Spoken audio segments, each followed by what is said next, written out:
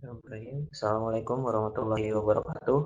Perkenalkan, nama saya Muhammad Fikri Wahyudi dengan NPM 183 11 23 4025 0630 dari kelas mata kuliah Psikologi Komunikasi R06. Di sini saya akan menjelaskan tentang hasil penelitian yang berjudul Fungsi Komunikasi Massa dalam Televisi. Studi kasus program acara bukan empat mata di Trans 7.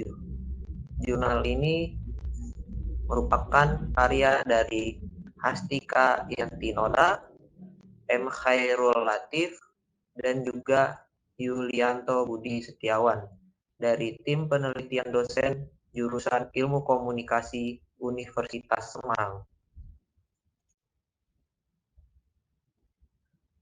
Di sini ada yang pertama yaitu pendahuluan.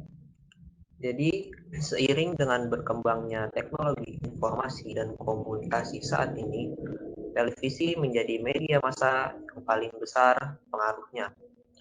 Nah, hal ini dikarenakan pengaruh televisi melalui media audiovisual dapat langsung diterima oleh pemirsa. Pentingnya peranan media dalam proses komunikasi disebabkan efisiensinya dalam mencapai komunikan. Surat kabar, radio, atau televisi misalnya merupakan media yang efisien dalam mencapai komunikan dalam jumlah yang amat banyak. Jelas efisien karena dengan menyiarkan sebuah pesan satu kali saja sudah dapat tersebar luas kepada khalayak yang begitu jumlahnya banyak. Bukan saja jutaan, melainkan puluhan bahkan ratusan juta, bisa hingga ke seluruh dunia. Nah, jadi dengan makin maraknya siaran televisi saat ini, membuat makin besar pula kemungkinan efek yang ditimbulkan dari pesan yang disampaikan. Selama ini televisi cenderung dikenal membuat efek buruk atau antisosial tanpa melihat bahwa televisi juga dapat membuat efek yang positif.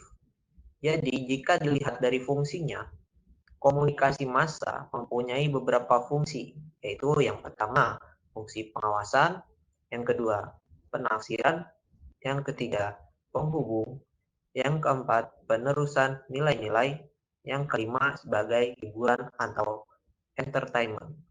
Jadi, dalam penelitian ini memfokuskan pada fungsi komunikasi massa dalam televisi dengan mengambil program acara bukan empat mata di Trans 7 karena program tersebut merupakan program yang sangat populer dan juga diminati oleh banyak masyarakat. Lanjut kepada metodologi penelitian. Yang pertama yaitu jenis data. Jadi dalam penelitian ini data yang digunakan yaitu adalah data primer, yaitu data yang diperoleh secara langsung dari objek penelitian, dan data sekunder, yaitu data yang diperoleh dari buku maupun literatur lainnya sebagai pelengkap dalam proposal penyusunan penelitian ini. Yang kedua, metode pengumpulan data, yaitu yang terbagi jadi yang pertama, metode studi pustaka, yaitu di mana metode ini merupakan metode pengumpulan data melalui pemahaman literatur maupun buku dan juga browsing dari internet sebagai acuan untuk menentukan landasan teori. Lalu, yang berikutnya, metode observasi atau pengamatan, yaitu metode pengumpulan data dengan melakukan pengamatan dan pencatatan secara langsung mengenai hal-hal yang diselidiki. Lanjut ke hasil dan pembahasan. Jadi penelitian ini menetapkan 30 responden terdiri dari 25 mahasiswa dan 5 dosen atau dari kaum intelektual yang berbeda latar belakang disiplin ilmunya. Nah, dengan disiplin ilmu yang berbeda ini diharapkan memperkaya hasil dari penelitian ini. Untuk hasil penemuan penelitian diantaranya 90% atau 22 mahasiswa dan juga 5 dosen pernah menonton program acara bukan empat mata di Trans 7. dan sisanya 10% yaitu yang terdiri dari 3 orang mahasiswa tidak pernah menonton program acara bukan 4 mata. Lalu 90% atau 25% atau 25 mahasiswa dan juga 2 dosen tercatat bahwa melalui program acara bukan 4 mata ini mereka mendapatkan sesuatu yang menghibur dan 10% atau 3 dosen tidak memperoleh sesuatu yang menghibur. Lalu yang berikutnya, terdapat 60% responden atau 15 mahasiswa dan 3 dosen menyatakan kalau segala tingkah laku Tukul Arwana yang merupakan pembawa acara dari bukan 4 mata ini membuat mereka terhibur, sementara sisanya mengatakan tidak.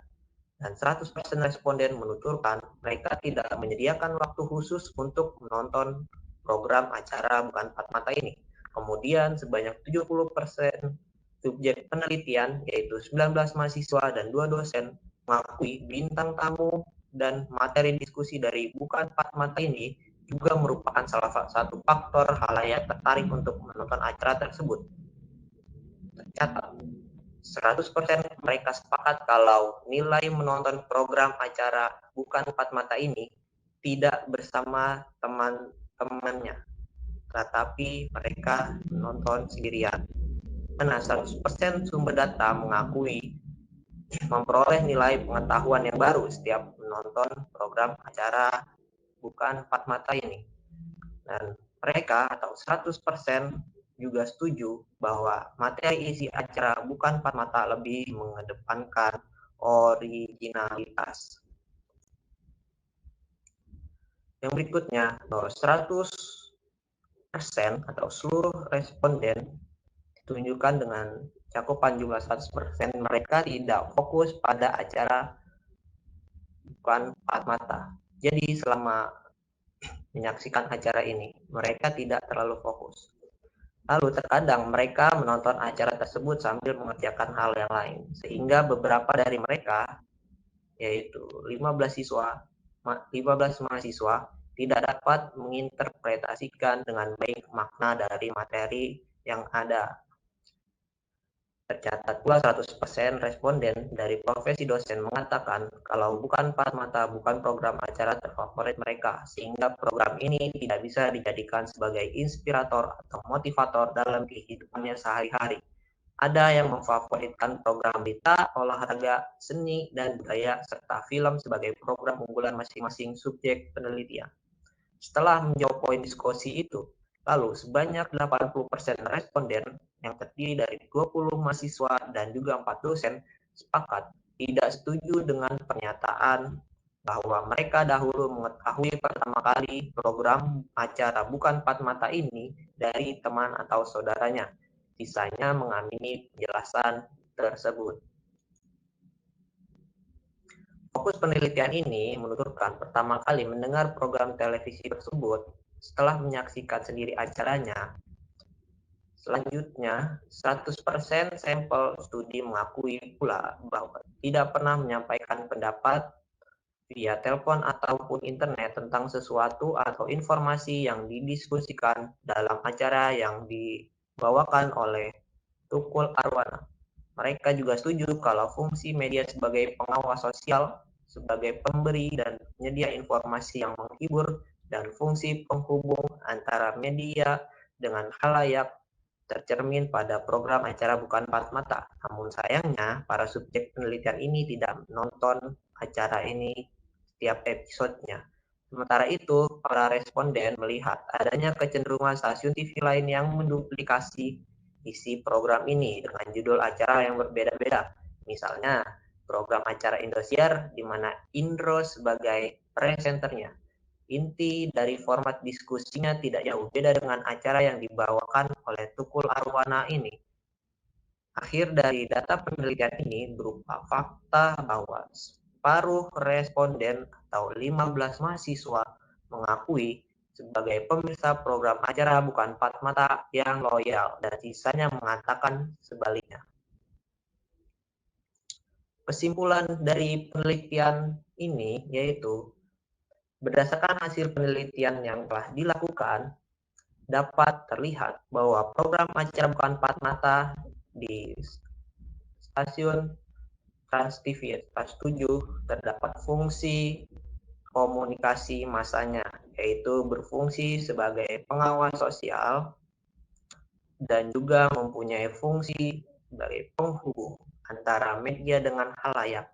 Tercatat pula 50% responden, yaitu 15 mahasiswa, mengakui sebagai pemirsa program acara bukan empat mata yang loyal, dan sisanya 5 dosen mengatakan dalam hal sebaliknya. Sekian penjelasan dari saya, kurang lebihnya mohon maaf. Semoga bermanfaat. Wassalamualaikum warahmatullahi wabarakatuh.